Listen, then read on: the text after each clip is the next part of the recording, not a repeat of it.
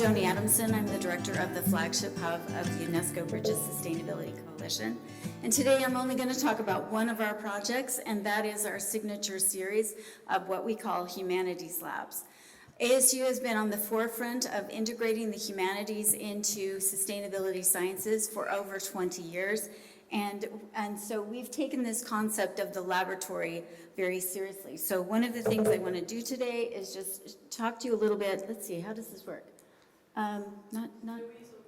Louise, can you just, thank you. I took the theme, the template for the conference very seriously. Look at my slides.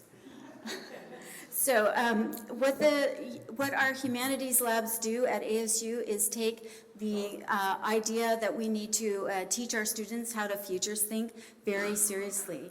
ASU has invested quite a bit of resources in these humanities labs in that they allow us to have two teachers in each class, one humanist and one non-humanist.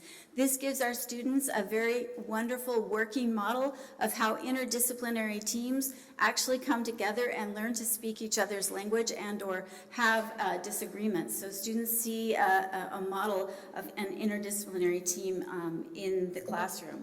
Each of our labs foregrounds contributions of the humanities in the creation of just, inclusive futures, and students themselves then form teams to look for solutions to global challenges. We task our students with storytelling, with futures thinking, and then we send them off to work together. For a bit of background, which I really don't need to do this because Carlos is in the room, but essentially we are noticing the ways in which from the Futures We Want Sustainability Conference in Rio de Janeiro, the idea of integrating the humanities and the arts and creative thinking, including traditional knowledges, gets integrated into sustainability discourse. And this is something that we've wanted to do in each of our labs. And so at ASU, we've been working, as I said, on the front of integrating humanities into sustainability science for a number of years, including the creation of a humanities network called Humanities for the Environment, in which we formed observatories around the world. So observatories, hubs, laboratories. Humanists have been very intrigued with this idea of what would it be like if we were also in the laboratory. And so our humanities lab take this idea seriously. Now, I'm just going to give you a few ideas of kinds of labs that we've created at ASU.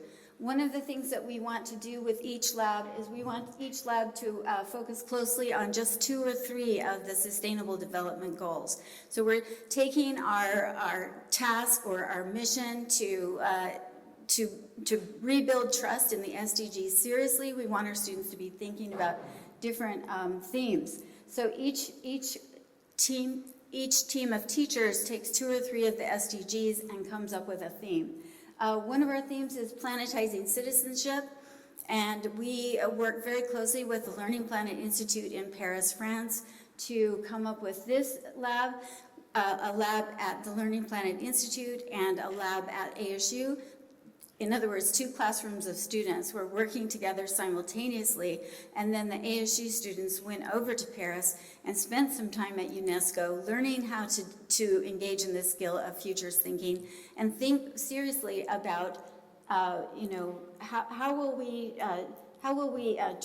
transform these concepts of citizenship into something more like planetizenship, in which every creature on the planet, not just humans, have some kind of citizenship rights or rights.